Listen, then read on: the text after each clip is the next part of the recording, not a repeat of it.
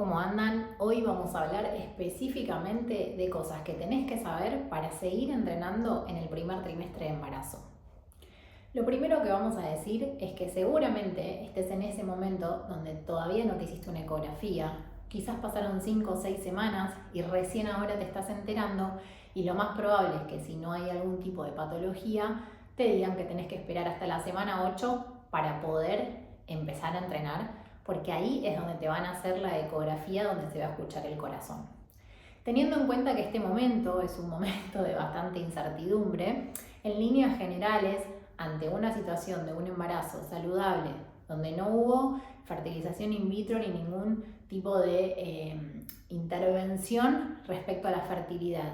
y donde por ahí no hay ningún tipo de antecedente de abortos espontáneos previos, por ejemplo, en general el entrenamiento se debería poder sostener en la medida que sabemos en qué estado está esa gestación, a pesar de no tener esa ecografía donde escuchamos el corazón. Entonces, muchas veces en este momento, entre la semana 5 que nos enteramos y la semana 8, suspendemos el entrenamiento, o algunos obstetras les dicen que pueden continuar, quizás bajando un poco la intensidad, y recién a partir de la semana 8 nos enteramos cuál es la indicación más específica o más adecuada para esta gestación en sí. Entonces, si estás transitando este momento, o si sos profe y estás queriendo acompañar este momento, hay una gran probabilidad de que termines suspendiendo el entrenamiento porque te da mucha incertidumbre, o porque quizás el obstetra o la obstetra que está acompañando a esta persona le indica esto, y muchas veces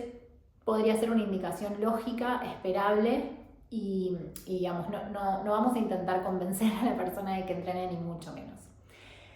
Lo otro muy interesante que hay que saber es que quizás ya estás en la semana 8, ya te hiciste tu ecografía, ya sabemos en qué estado está la gestación, nos dicen que es un embarazo saludable y que no hay nada sobre lo que tengamos que pensar en que hay un potencial riesgo. Y en ese caso, muchas veces la indicación de algún obstetra o ginecólogo o ginecóloga tiende a hacer que igual disminuyan la intensidad, que les digan directamente que no hagan entrenamiento de fuerza, que suspendan sus clases, por ejemplo, de funcional o de CrossFit. Estas son indicaciones bastante comunes. En las asesorías me suele pasar que llegan muchas chicas con esta indicación, donde bueno, me dijo que no siga. Y acá nos encontramos con una encrucijada. En una encrucijada, primero porque probablemente desde lo emocional a la persona le afecte muchísimo. Empezando porque muchas veces el entrenamiento para la gran mayoría de las mujeres que quieren continuar en su embarazo es porque representa un momento muy importante de sus vidas. Se imaginan que todas las que pasamos por una gestación, inclusive yo teniendo un montón de información, que es esta que transmito, tuve miedo. O sea, ni bien quedé embarazada, lo primero que pensé fue, ¿qué voy a hacer con mi entrenamiento? ¿Tengo que bajar la intensidad? ¿Será que tengo...? Entré en un estado de mucho miedo y mucha incertidumbre. Entonces, entendiendo que hasta una persona como yo, que se dedica a esto y que tiene mucha más información que cualquier persona que quede embarazada mañana, es lógico que todas entremos en este estado de miedo, incertidumbre, no saber qué hacer, pensar que podemos hacerle daño a nuestro bebé. Y este miedo, digamos, tiene un fin, o sea, tiene un objetivo. Ese miedo está ahí para alertarnos, para decirnos que en este momento de la vida probablemente nuestro entrenamiento sea bastante diferente a lo que venía siendo. Ese miedo tiene como fin que nos hagamos las preguntas correctas, ¿no? ¿Quién quiero que me acompañe? ¿Cómo va a ser a partir de ahora mi vida respecto a la energía que le voy a poner a ese entrenamiento? ¿Cuántas veces a la semana voy a entrenar? ¿Realmente tengo la energía disponible para entrenar todas las veces que entrenaba antes? Entonces, entendiendo que todas esas preguntas van a empezar a aparecer y que los miedos son, digamos, parte natural de nuestra supervivencia y necesarios, está bueno saber que hay algunas personas que van a tener internamente una sabiduría o una confianza de que puedo seguir entrenando, quizás sí voy a disminuir la intensidad, quizás sí voy a disminuir la cantidad de veces que voy, probablemente no me sienta tan cómoda mentalmente hablando en el momento que entreno, hasta que no me digan que mi bebé está bien. Así como les digo esto, por ahí les puedo decir también que esta incertidumbre se sostiene hasta el final de la gestación, por lo menos esa es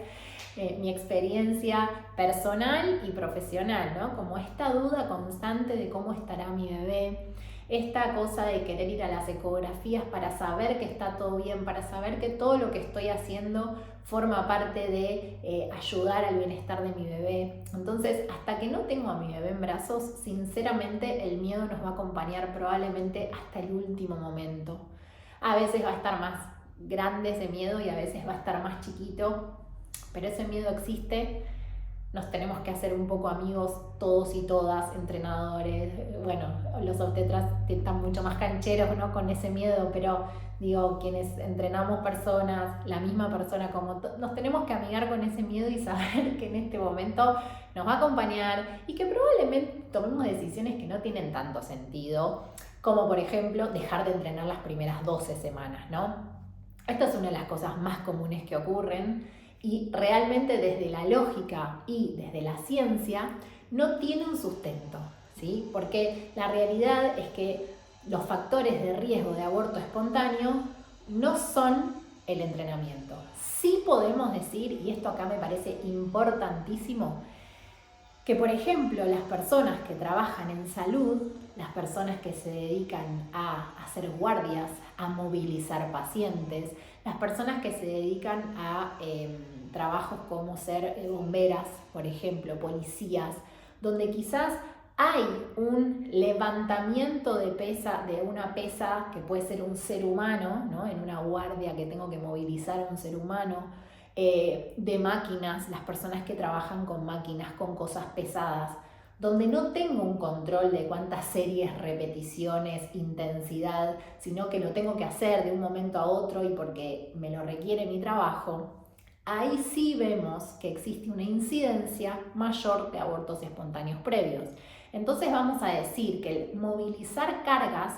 no significa mover pesas en el gimnasio. Movilizar cargas, estamos diciendo ese tipo de cargas donde yo no puedo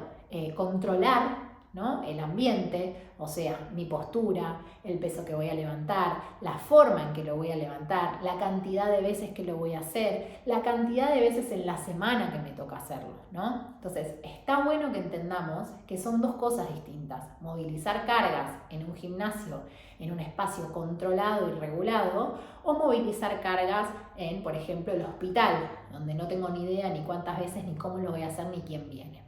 Entonces, entendiendo que este movilizar cargas son dos cosas diferentes, vamos a decir que los profesionales de la salud o de Fuerzas Armadas o trabajos donde requiera mucho esfuerzo físico pero que no esté este ambiente controlado como en el gimnasio, sí tienen mayor incidencia de aborto espontáneo y ahí vamos a tratar de que estas personas dejen de hacer ese tipo de trabajos, por lo menos por un tiempo, o sea, que las puedan desplazar a otros sectores. Y después vamos a decir que aquellas personas que entrenan y que movilizan cargas en un ambiente controlado, en la intensidad adecuada para el momento de la gestación, ¿no? Y para eso existen organismos como el Colegio Americano de Obstetras y Ginecólogos o la Organización Mundial de la Salud, donde hay una baja de línea respecto a cuáles son las intensidades que puede movilizar una embarazada, pero que a nivel sentido, digamos, ciencia y lógica, no tiene sentido, o sea, no está bien la indicación de dejar de entrenar hasta la semana 12. Por supuesto que si es desde una decisión emocional, es decir, yo no me siento preparada para ir a entrenar porque me da mucha inseguridad, por supuesto que es válido y claro que lo vamos a hacer y acompañar esa decisión. Pero si hay un deseo interno de sostener el entrenamiento, no existe como factor de riesgo el entrenamiento en sí, ¿sí? No existe como factor de riesgo el levantamiento de pesas o el aumento excesivo de la frecuencia respiratoria, por ejemplo. Sin embargo, a pesar de que no exista un factor de riesgo de aborto espontáneo, sí vamos a decir que hay intensidades que no vamos a tocar, precisamente porque si bien en algunos estudios no hay repercusiones negativas para aquellas personas que ya están entrenadas, sí sabemos que hay algunas consecuencias, como puede ser que el oxígeno no llegue correctamente al útero y no queremos pasar por esa situación, no vamos a poner a nuestro bebé y a nuestro cuerpo ante esa situación, pudiendo evitarla, pudiendo prevenir. Entonces la invitación de este video básicamente es que podamos comprender que si quiero dejar de entrenar entre mi semana 5 y mi semana 12, quizás en un embarazo saludable donde no hay ningún tipo de riesgo, es simplemente una decisión que por ahí siento adentro mío como no puedo con esto, buenísimo, pero que tenemos todas las de ganar para poder sostener el entrenamiento de manera segura y eficiente, que simplemente por ahí lo que hay que hacer es disminuir un poco la frecuencia, o sea, la cantidad de veces que voy, disminuir un poco la intensidad para aquellas personas que trabajan en intensidades altas, modificar algún que otro ejercicio, porque puede que eso también suceda en el primer trimestre. Y creo que está bueno saber que lo puedo hacer, que existe una manera segura de hacerlo y que por ahí si ese miedo no me paraliza del todo y simplemente me pone en situación de alerta para hacer modificaciones, parece que está buenísimo que podamos acompañar ese proceso. Otra de las cosas que me parece muy importante saber, y corto acá con el video para que no se haga eterno, es que quizás aquellas personas que sienten que están psicosomatizando cuando quedan embarazadas y todavía no se enteró su entorno, por ejemplo en la semana 4 o 5, que es cuando me suelo enterar yo porque ahí entra mi asesoría, estas personas sienten que se sienten más cansadas, están como que se agitan más rápido, se les dispara la frecuencia cardíaca, tienen una sensación de somnolencia, tienen ganas de dormir todo el tiempo, a veces les cuesta dormir, incluso tienen insomnio, entonces se levantan a la mañana detonadas. Y me parece que esto está bueno saber que no están psicosomatizando. Acá hay un proceso que está haciendo nuestro sistema nervioso, que es esperable porque hay una vida creándose dentro nuestro, a pesar de que nosotros no veamos la panza, a pesar de que pensemos que, pero recién arrancó. Saber que lo más probable es que tengas un sueño bárbaro, una sensación de no querer trabajar, de querer acostarte en la cama, de que cada vez que vas a entrenar sentís que el corazón te hace tuc, tuc, tuc, tuc, porque la frecuencia cardíaca en reposo aumenta, la frecuencia respiratoria también, o sea que vas a sentir como una agitación más de lo normal y que ese momento va a ser difícil si no lo compartís con otras personas con las que solés entrenar o con tu entrenador. Entonces está bueno que vos sepas que no estás somatizando, estos son cuestiones esperables, podés marearte incluso cuando estés entrenando y está bueno que hagas una pausa, te des cuenta que hay cosas que realmente van a empezar a cambiar y en la medida que uno se da cuenta y acepta que estamos en un nuevo proceso, podemos hacer los cambios más necesarios y más adecuados para cada etapa. Bueno, espero que les sirva y nos encontramos en el próximo video.